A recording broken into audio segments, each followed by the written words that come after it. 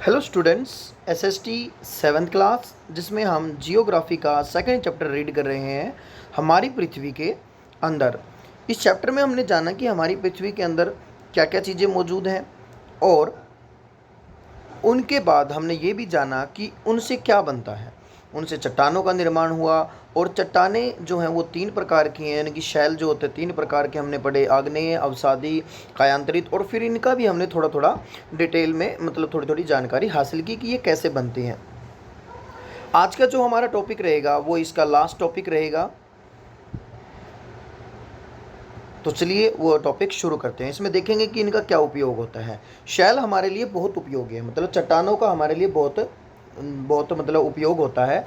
कठोर शैलों का उपयोग, जो कठोर शैल होती हैं उसका उपयोग सड़क, घर एवं इमारत बनाने के लिए किया जाता है। जो हम देखो घरों में भी यूज़ करते हैं, ठीक है, सड़कें बनाने में यूज़ करते हैं, जो बजरी वगैरह होती है। आप पत्थर का उपयोग कई खेलों में करते हैं, उदाहरण के लिए 7 पत्थर वाला जो पिट्ठू गेम होता है, चिबिड्डी, स्टापू या किटकिट जिसको कहते हैं, 5 पत्थर, गिट्टी आदि।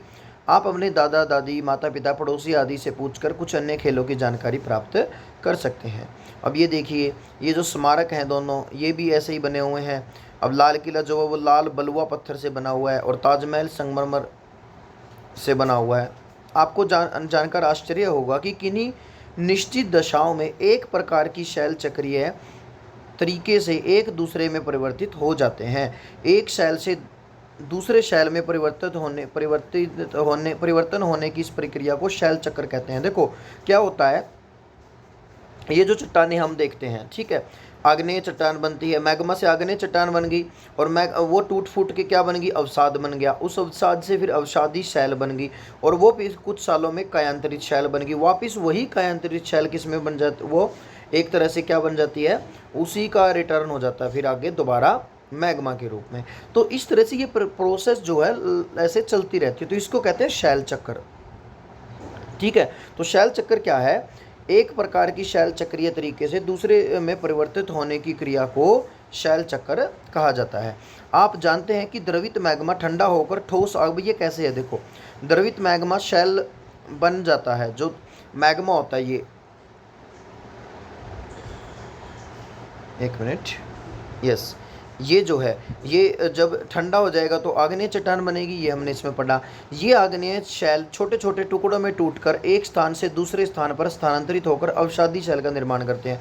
फिर यही चीज़ टूट फूट के ये ऐसे होके, ठीक है, और ये अवसादी शैल बन गई।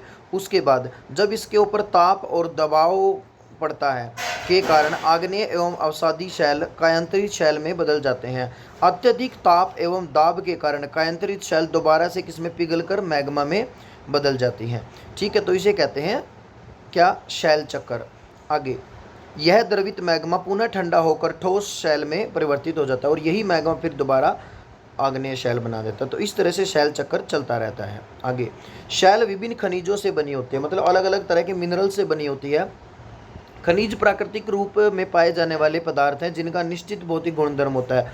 मतलब आप जितने भी खनिज पदार्थ देखोगे ना, उनकी फिजिकल प्रॉपर्टी मिलेगी, ठीक है, और केमिकल मिक्सचर मिलेगा, उसका रासायनिक मिश्रण जिसको कहा जाता है। खनिज मानव जाति के लिए बहुत महत्वपूर्ण है। कुछ का उपयोग ईंधन की तरह होता है, जैसे कोयला, प्राकृतिक गैस, पेट्रोलियम। इनका उपयोग उद्योगों, औषधि एवं उर्वरकों में भी होता है, जैसे लोहा, एल्यूमिनियम, सोना, यूरेनियम आदि। तो बहुत सारे खनिज हैं जो हम यूज़ करते हैं और ये खनिज जो होते हैं, ये जो इन्हीं खनिजों से शैल बनी होती है, चट्टानें बनी होती है। तो ये था बेटा हमारा चैप्टर। आई होप आपको अच्छे से समझ में आया होगा। तो ये था आज का हमारा चैप्टर। इसकी बुक एक्सरसाइज है वो आप एक बार खुद करके देखिए। Thank you, have a good day.